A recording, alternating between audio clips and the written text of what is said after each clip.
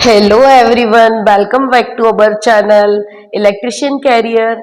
आज मैं आप लोगों को बताने जा रही हूँ आग के प्रकार, टाइप्स ऑफ फायर। पिछले वीडियो में हमने सिंबल देखा। सिंबल बहुत ही जरूरी चीज है। सेफ्टी साइन मतलब संकेतों के माध्यम से हम बहुत बड़ी दुर्घटनाओं से बच सकते हैं, क्योंकि उससे हमें ये जानकारी हो जाती है कि अब यहाँ क्या है। मान लीजिए डेंजरस खतरा है तो आपको जानकारी मिल जाएगी। जो अनिवार्य चिन्ह होते हैं वही आदेशात्मक चिन्ह होते हैं। देखिए, निषेधात्मक चिन्ह पहला, दूसरा अनिवार्य चिन्ह जो कि आदेशात्मक भी होते हैं। फिर एक चिन्ह के बारे में और बताया था, चेतावनी चिन्ह, और एक और था हमारा सुरक्षात्मक चिन्ह। मतलब ये टोटल जो हमारे चार के बारे में मैंने आप लोगों को बताया था। आग कितने प्रकार की होती है, मतलब टाइप्स ऑफ फायर, आग के प्रकार। तो आग के प्रकार को मुख्यतः 6 भागों में बांटा गया है। Class A, class B, class C, class D, class K और क्लास एफ। अब हम देखेंगे क्लास ए। रुई, कपड़ा, जूट से लगी हुई आग क्लास ए की आग कहलाती है। क्लास ए से लगने वाली आग को बुझाने के लिए, देखिए हम फायर के टाइप्स पढ़ रहे हैं तो हमें एक्सटिंग्विशर के भी टाइप्स पढ़ना पड़ेगा। एक्सटिंग्विशर मतलब अग्निशामक यंत्र। अग्निशामक यंत्र क्या होते हैं? अग्निशामक यंत्र वे होते हैं जो आग बुझाने के काम में आते हैं।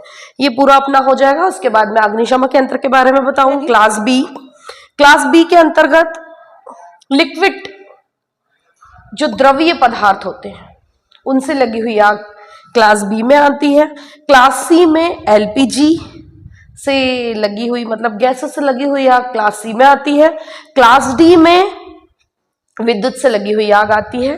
क्लास के में धात्विक आग आती है।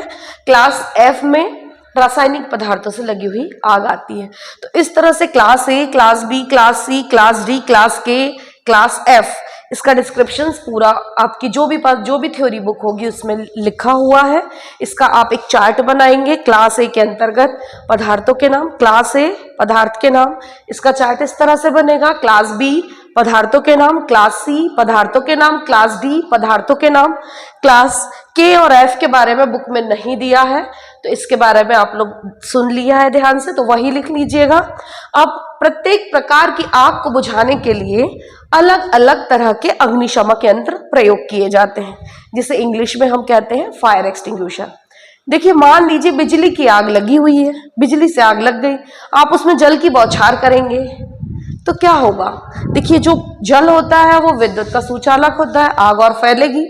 तो किस क्लास की आग लगी है और कौन सा अग्निशामक यंत्र प्रयोग करना है, ये सबसे इंपॉर्टेंट चीज है। जब क्लास ए की आग लगेगी, रुई, कपड़ा, जूट, तो आप उसमें जल की बौछार करेंगे। क्या करेंगे?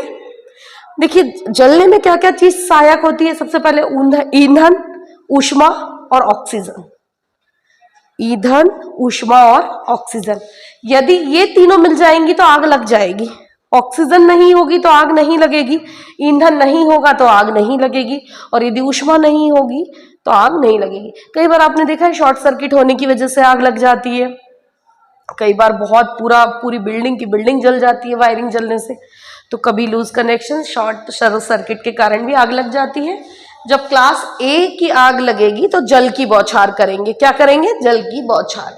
क्लास बी की आग लगेगी तो इसके लिए फोम टाइप एक्सटिंग्विशर आप यूज करोगे। फोम टाइप एक्सटिंग्विशर एक प्रकार का होता है एक्सटिंग्विशर। फिर क्लास सी की लगेगी तो झाग युक्त, एलपीजी गैस से आग लगेगी तो झाग युक्त। क्लास डी की आग लगेगी तो इसमें CO2 भी कर सकते हैं क्लास सी में। क्लास डी में CO2 प्लस CO2 के साथ एक और है कार्बन टेट्राक्लोराइड, CCl2, मतलब CO2 और CCl2 मतलब कार्बन टेट्राक्लोराइड और कार्बन डाइऑक्साइड क्लास डी के लिए लगेगी। तो कार्बन टेट्राक्लोराइड और कार्बन डाइऑक्साइड क्लास डी में भी लग रही है, सी में भी लग रही है। इसका क्लास डी की आग लगेगी तो जल की बौछार नहीं करना है। रेत की बाल्टियां, जैसे बड़ी बड़ी जो वर्कशॉप होती है वहां पर रेत की भरी हुई बाल्टी रखी होती है। रेत डालने से क्या होगा? रेत भारी होने के कारण ऑक्सीजन और ऊष्मा का संपर्क टूट जाएगा और आग बुझ जाएगी। अब CTC, कार्बन टेट्राक्लोराइड, CO2 और CTC, कार्बन टेट्राक्लोराइड में भरे जाने वाली गैस का नाम होता है ब्रोमोक्लोरो डिफ्लोरोमेथेन। क्या होता है उस गैस का नाम?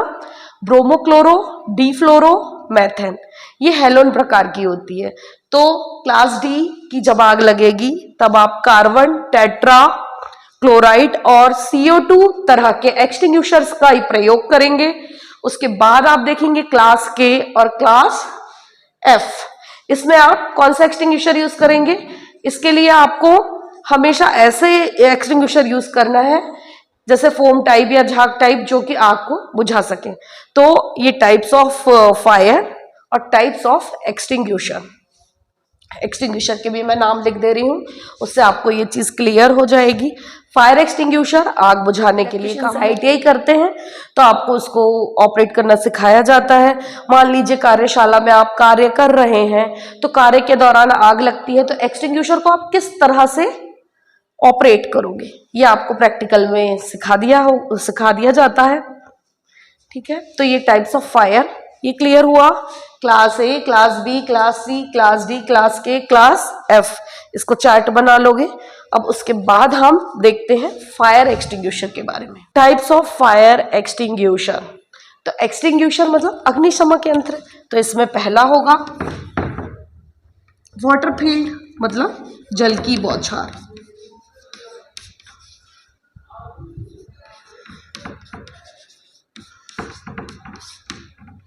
दूसरा फोम टाइप फायर एक्सटिंग्विशर। तीसरा झाग युक्त। चौथा CO2 टाइप फायर एक्सटिंग्विशर। पांचवा CTC कार्बन टेट्राक्लोराइड टाइप। जल की बौछार क्लास ए की आग लगेगी जब करोगे। फोम टाइप जब आपकी द्रव मतलब डीजल पेट्रोल से आग लगेगी तब करोगे। झाग युक्त गैसों से आग लगेगी जब करोगे। CO2 भी आप गैसों से आग लगती है जब करोगे। CTC कार्बन टेट्राक्लोराइड वाला जो फायर एक्सटिंग्विशर है, इसका प्रयोग आप विद्युत से लगी हुई आग में करोगे, जिसमें भरे जाने वाली गैस का नाम है ब्रोमोक्लोरो डिफ्लोरोमेथेन और इसे हेलन टाइप भी कहते हैं। Thanks for listen. आप लोगों को मुझे पूरा विश्वास है कि आग के प्रकार और अग्निशमक यंत्र के प्रकार के बारे में आप लोग समझ गए होंगे। मेरे इस वीडियो में मैंने इसके बारे में बताया है। मेरे नेक्स्ट वीडियो में मैं आप लोगों को बताने वाली हूँ मानक और मानकीकरण के बारे में, IE रूल, BIS और ब्यूरो ऑफ इंडियन स्टैंडर्ड। ये जो SI यूनिट्स होती हैं, स्टैंडर्ड इंटरनेशनल या सिस्टम इंटरनेशनल भी बोलते हैं या स्टैंडर्ड इंटरनेशनल भी बोलते हैं। तो ये पूरी जो BIS की संस्तुतियां हैं, मैं आपको पूरी चीज़ के बारे में बताऊंगी। इसकी जानकारी हमें होना बहुत ज़रूरी है। मेरे पिछले वीडियो में मैंने आप लोगों को बताया था, वो आप लोगों को समझ में आ गया होगा। मेरा यह वीडियो एकदम क्लियर है, जो आपको बिल्कुल आग और आग के प्रकार और अग्निशमक यंत्र के प्रकारों के बारे में आपको पूरी तरह से समझ में आ गया होगा। Thank you. लाइक, शेयर और सब्सक्राइब करिए और रोज एक वीडियो, 2 वीडियो अपलोड होंगे, आप उसे देखिए। ये आपकी पढ़ाई में बहुत हेल्प करेंगे।